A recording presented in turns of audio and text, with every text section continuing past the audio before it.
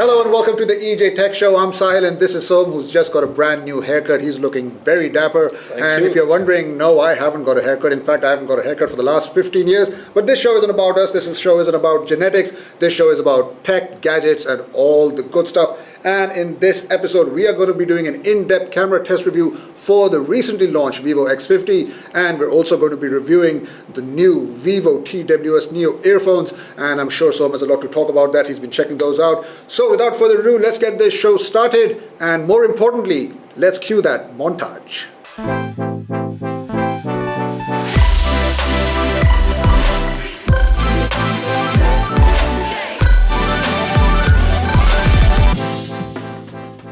Okay, so the Vivo X50 smartphone, we've already done a first impressions for this. You can check that video out on the Editorgy app or also on our YouTube channel. And in that video, we basically went through all the main features that this phone had to offer, but we didn't talk in detail about the camera performance. So that's what we're going to do right now. But unlike the Vivo X50 Pro, its elder brother, this one doesn't have that hyped up gimbal camera stabilization system, and it doesn't have the 60x periscope zoom. But apart from that, all other specs camera-wise are nearly identical. So let's go over that first. In terms of rear camera specifications, you're looking at a 48 megapixel primary sensor, you're looking at an 8 megapixel ultrawide sensor, you're also looking at a 5 megapixel macro camera, and you've also got a 13 megapixel depth sensor over here. On the front, you're getting a 32 megapixel selfie camera.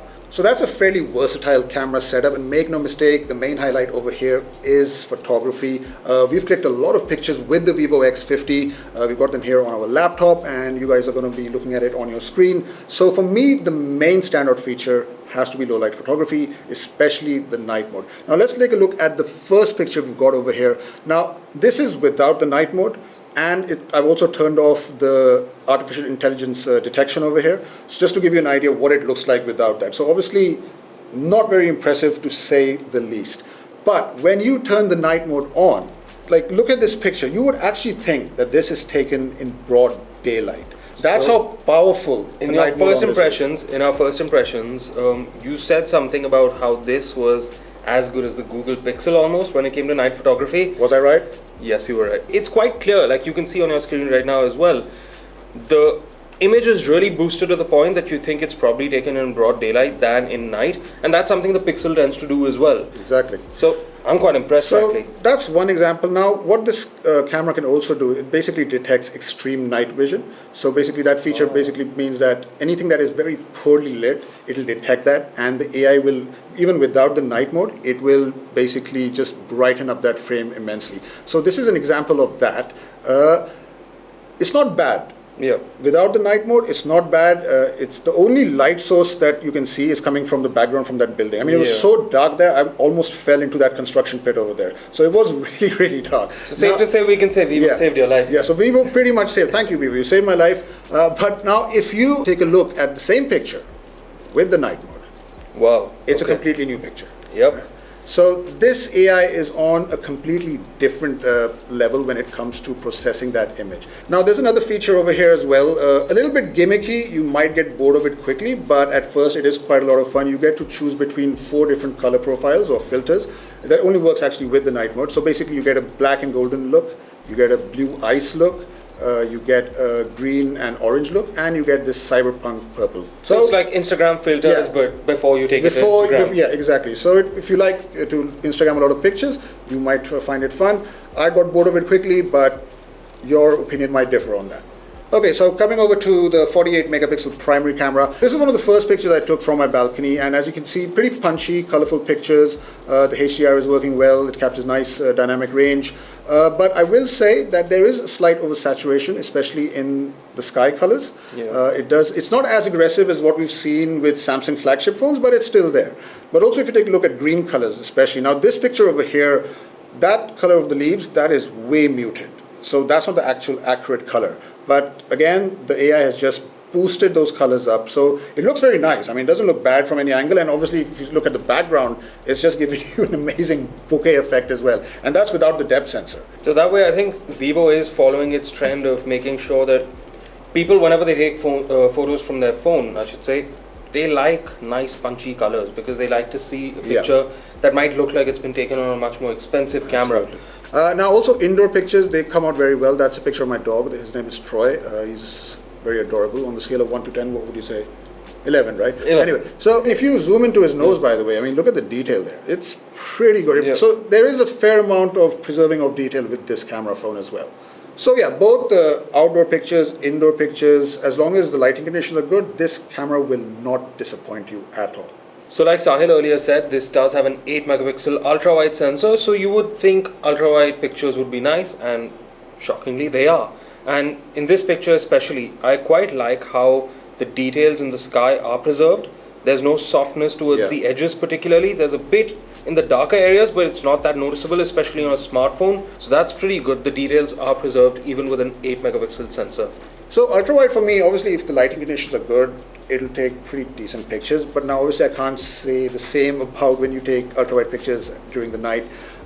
This picture, I don't have a lot to say about it. You can see everything is not in focus, especially on the right and the left side. It's all soft focus. True, and this picture seems to have a lot of darker areas than it does lighter areas. So there's not much for the AI to even work on.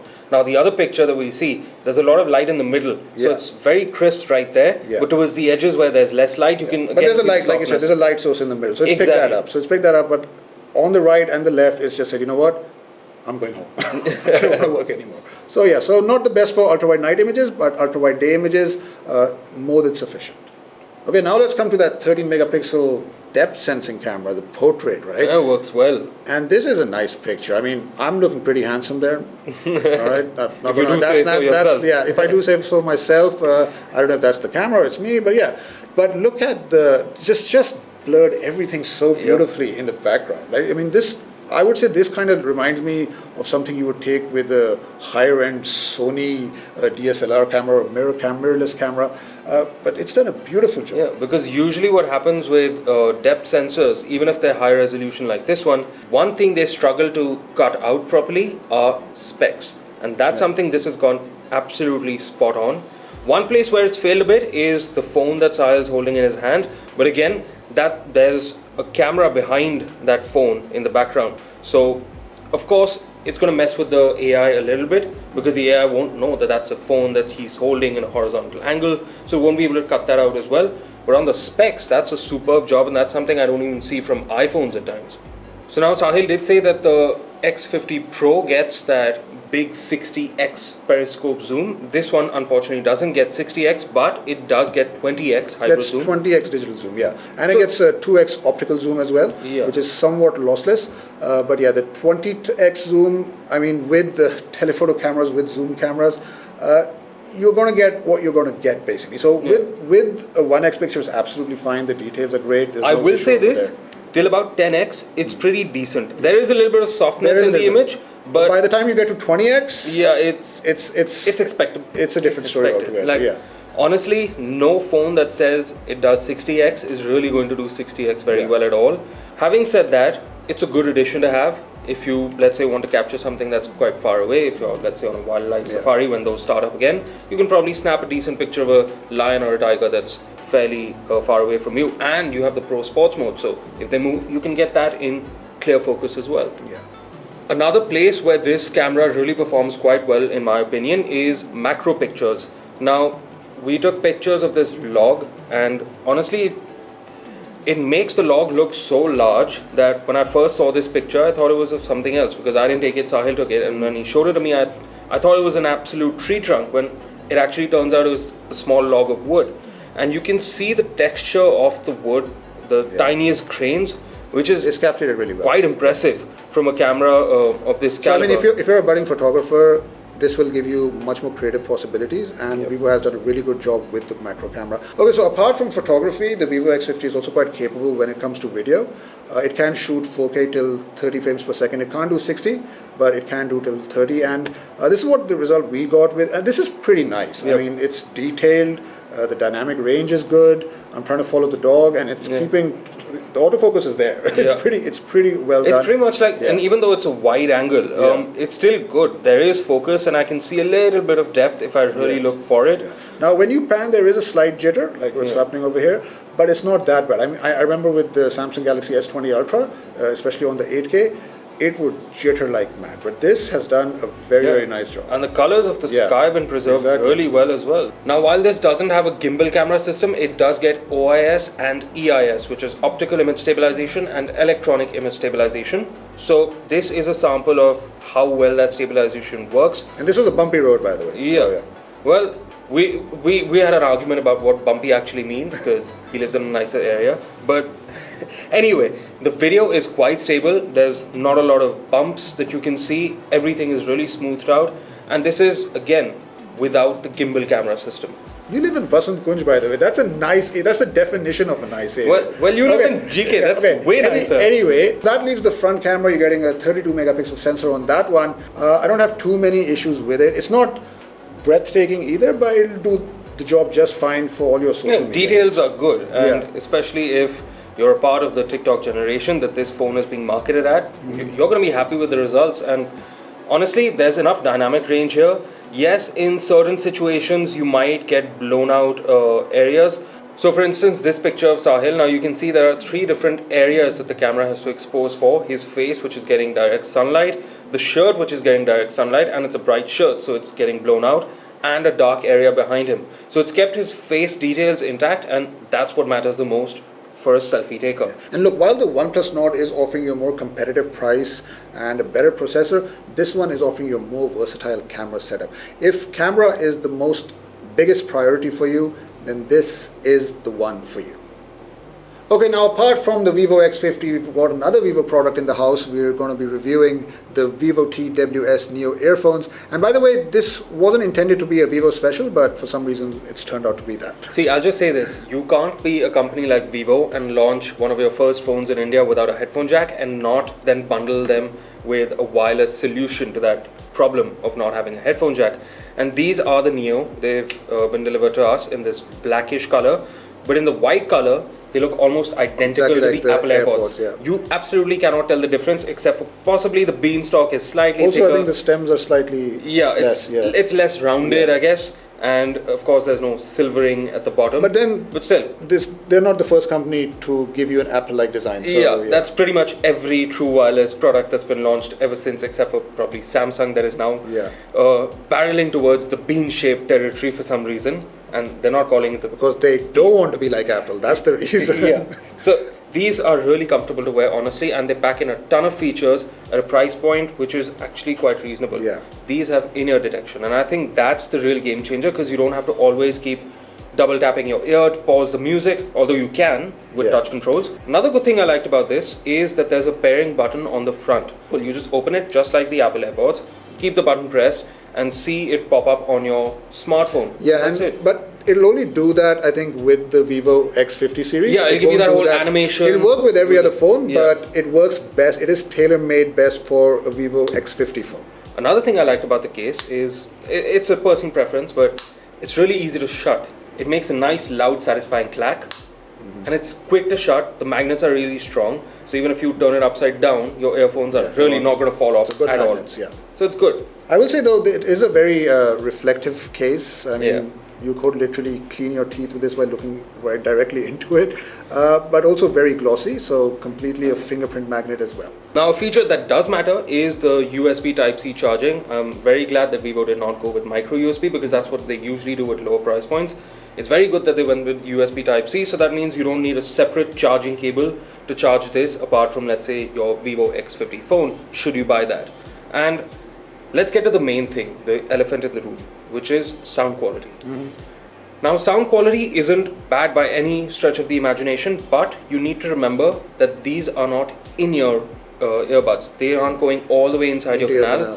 They're not creating a perfect seal, so you're going to get ambient noise, but sound quality is good. Honestly, for this price point, it's clear enough. If you're listening to a lot of country music, indie music, or acoustic music, jazz, you'll be fine. Now, it's not the best when it comes to bass, even though Vivo does brand them as bass-heavy earbuds.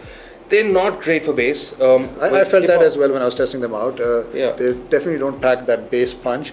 But it does have a rich sound profile overall. And like Sohum said, it works very good with very specific type of genres. But when you've got some heavy thump going on, it's just gonna feel a bit underwhelming. Bass is just going to take a backseat every Yeah. time the beat kicks in. That's the unfortunate part of this. Another good thing it's good with is calling. Now, these extended beanstalks, they do have an added advantage when it comes to sound quality when you're talking on the phone, because your microphone is ever so slightly closer to your mouth, and the other person is able to hear you much more clearly as compared to, let's say, in-ear buds that don't have a stalk with them. But honestly, for daily usage, just as something to pop in and listen to a little bit of music music on. Yeah, and it's also great for watching content on Netflix or Amazon Prime. There's no latency issues over there. Gaming might be a little bit different. I think you've been testing that out as well. So I played Call of Duty Mobile with this, and I did get a significant bit of latency. It's supposed to have, I think, 88 millisecond latency. But I think that's with a Vivo smartphone, and I was not playing with a Vivo smartphone at that time, so I did get a fair bit of lag between the audio and the visual, which isn't great for gamers. But then again, I don't think a lot of gamers or pro gamers are going to be using wireless earbuds for that purpose. So there's another advantage with having a Vivo phone along with these buds, and that's that you can use some special features with a Vivo phone. For example, you can really tweak the audio quality. There's sound effects that you can implement into your music. And by the way, this also offers support for Bluetooth 5.2 for stable connection. It also works with a lot of different audio codecs, so aptX, AAC, SPC, and that's pretty surprising because at this price point, that's a lot of codecs that it basically supports. So that's really let's great. remember that Sony at almost, I think it was 9 or 10,000, even that doesn't have support for all these codecs, which is surprising. This is offering that at 5,990. That's pretty damn good. Okay, coming on to the battery, which is probably the most important feature after sound and audio quality. What was your experience with that? So I got around 5 to 6 hours with moderate to heavy usage just on the buds, and with the charging case, it's supposed to give you 22.5 hours of battery life. Now, that is a big number, and in my experience, even though I didn't test it to the entire 22.5 hours, my experience is that it will give you at least a day's usage with the charging case easily. That's something you can manage. And most likely you're not going to be using this on a continuous basis. So you actually get much more out of it as well. Okay, so now I have mentioned the price a couple of times. It's 5,990, and keeping in mind all the features this packs in, do you think that's a good price? I think it's a very good price. I mean, for that price, you're getting, let's say, Bluetooth 5.2, different audio codec support. You're also getting IP54 waterproof resistance as well, and touch control. So I think it's a and very in-ear good deal. detection. But I mean, yes, it doesn't pack the best sound quality when it comes to bass, but overall you're getting a nice, well-balanced sound. And for day-to-day usage, it's pretty good. With the IP54 waterproof rating, that means you can do your exercises, walking around. A little bit of sweat resistance is there, and the battery life is very good, so you don't need to constantly keep charging them. So that's another plus. I'd say if you're sick of the options that you're getting from Xiaomi and Realme and a lot of these other cheaper brands. So this is Vivo's, obviously it's their first truly wireless earphones, and of course there will be a lot more improvements as the next generation comes along. But for the first attempt, it's really, really well done.